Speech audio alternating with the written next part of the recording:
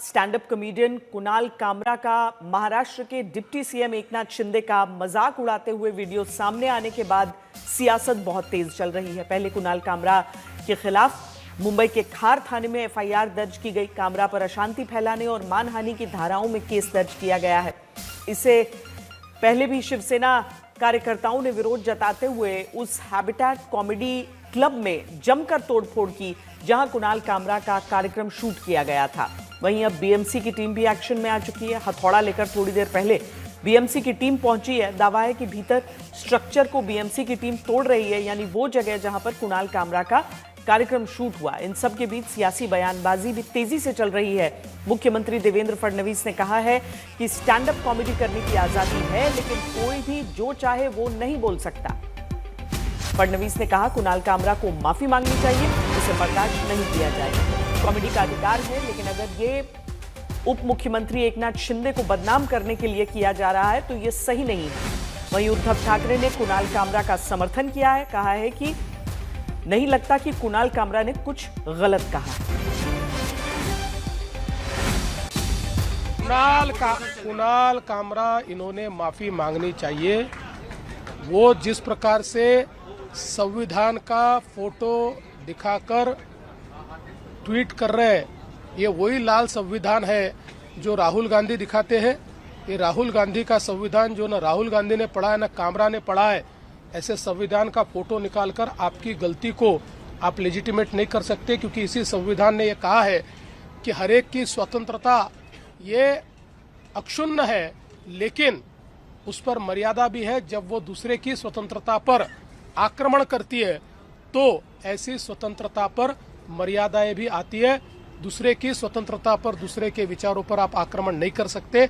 इसलिए राहुल गांधी का संविधान दिखाकर आप अपने कुकर्मों से नहीं बच सकते। कुणाल कामरा ने मुझे नहीं लगता कुछ गलत कहा है। गद्दारों को गद्दार करना ये किसी पर हमला करने की बात नहीं है। जो गद्दार है वो गद्दार है।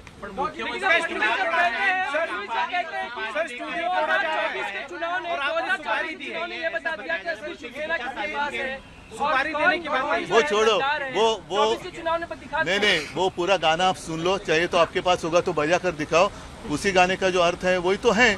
नहीं, इस हमले से शिवसेना का कोई संबंध नहीं। ये गद्दार सेना ने किया है, इसका कोई शिवसेना से लेना देना नहीं है। जिसके खून में गद्दारी है वो शिवसैनिक हो ही नहीं सकता। कायदा, संविधान, नियम याच्या बाहेर कुणीच त्या ठिकाणी जाऊ नये।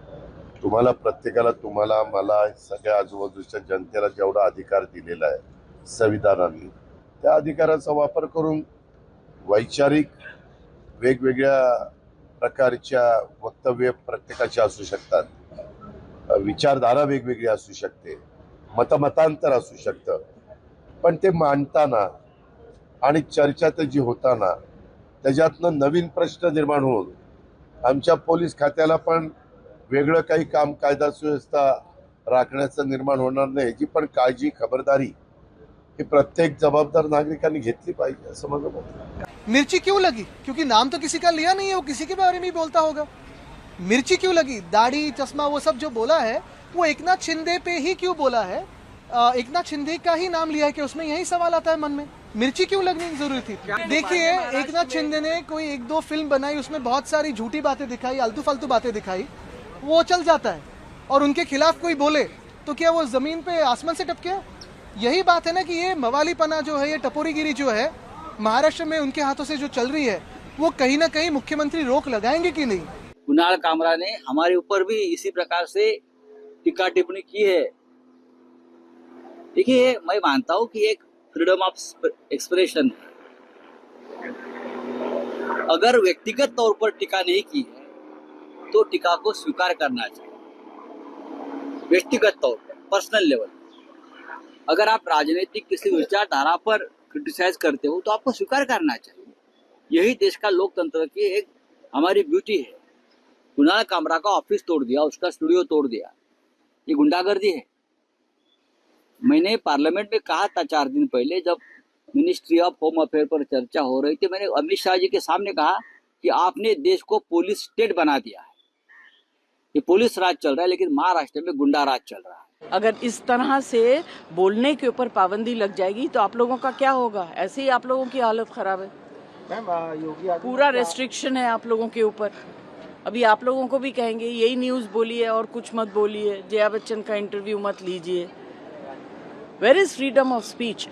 There is freedom of action only जब मारामारी हो, ऑपोजिशन को मारो, महिलाओं का बलात्कार करो, उनको टांग दो, मर्डर खत्म कर दो, जी जान ले लो। कुणाल कामरा ने जिस तरीके से महाराष्ट्र के उप मुख्यमंत्री और शिवसेना के मुख्य नेते श्री एकनाथ जी शिंदे के ऊपर घटिया टिप्पणी की है, एक बहुत ही घटिया पैरोडी बनाकर व्यंग्य के नाम पर वह कुछ नहीं, उबाठा जैसी पार्टी के एजेंडा को आगे बढ़ाने का कार्यक्रम। गद्दार कोई तंज नहीं है, कोई मजाक नहीं है, कोई चुटकुला नहीं है, यह एक सीरियस एलिगेशन है, एक आरोप है, और कोई भी आरोप मजाक नहीं हो सकता। अगर आपको आपत्ति थी आप एफआईआर दर्ज कर दीजिए, अगर आपको आपत्ति थी कानून का जो प्रक्रिया है उसका इस्तेमाल करिए।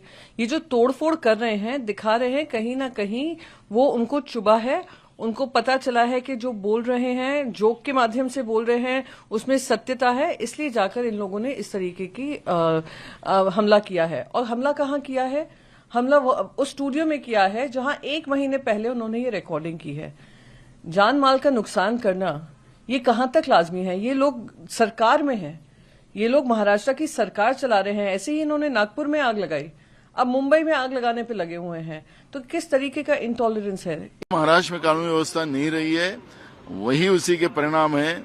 और महाराष्ट्र से अब लोग भयभीत होकर महाराष्ट्र छोड़ के जा रहे हैं, महाराष्ट्र के उद्योग खत्म होते जा रहे हैं। एक तरफ सरकार आह्वान करती कि महाराष्ट्र को शांत रखना चाहिए, और खुद ही सरकार इस तरह की अगर बदमाशी पे आते किसी को तोड़फोड़ करना चाहते हैं, तो इसका मतलब है कि महाराष्ट्र को पूरा खत्म करना ये सरकार चाहती है। कानून व्यवस्था को खुद के हाथ में ले रहे हो। आप क्या सोचते हो? दबाने की बात आप कर रहे हो, आप कह रहे हो कि हम ये करेंगे वो करेंगे। किसको आप धमकी दे रहे हो? इस देश के संविधान ने सबको अभिव्यक्ति स्वातंत्र का अधिकार दिया है। ठीक है, आपको कोई बात अच्छी नहीं लगी है तो उसके आपके तरीके होते हैं, अपने अपने जो है आपकी कानून व्यवस्था है, आप उसके प्रक्रिया के माध्यम से जाइए। लेकिन ये डरा धमकाने का जो आजकल मसला बहुत बड़े पैमाने पे चल रहा है, ये सही नहीं है। केस में ठाकरे परिवार का जैसे ही नाम आता है, क्या लोगों का ध्यान भटकाने के लिए जानबूझकर के कुणाल कामरा ने यह समय चुना? ठाकरे गुट के कहने पर क्या कारण है? अब समय आ गया है वो जहां दिखे उसके मुंह को कालीन पोंछने का। अभिव्यक्ति की आजादी के नाम पर वो ओछी पब्लिसिटी पाने के लिए अभद्र भाषा का प्रयोग नहीं कर सकता। ये टीका टिप्पणी, हास्य विनोद, उसको स्वीकृत करने की बड़ा दिल लगता है उसके लिए। जो कुछ उसने कविता में कहा वो तो राजनीतिक विपक्ष दलों के हर नेता मंच पर कह रहे हैं ना, उसने कुछ अलग नहीं कहा, उसने कविता के रूप में कहा। इतनी क्यों लगती है बात? सच्चाई उसने कही, उसमें एक वाक्य नहीं, हर शब्द सही निकला है ना, तो बुरा क्यों लग रहा है? बुरा लग रहा होगा तो कानून व्यवस्था रखने की जिम्मेदारी किसकी है? जाओ पुलिस को करो कंप्लेंट, भाई हमें बुरा लगा। वो तो प्रधानमंत्री ने सिखाया है ना, उनके खिलाफ एक शब्द बोलो तो इमीडिएटली देशद्रोह हो जाता है। इस देश में जनतंत्र है कि नहीं?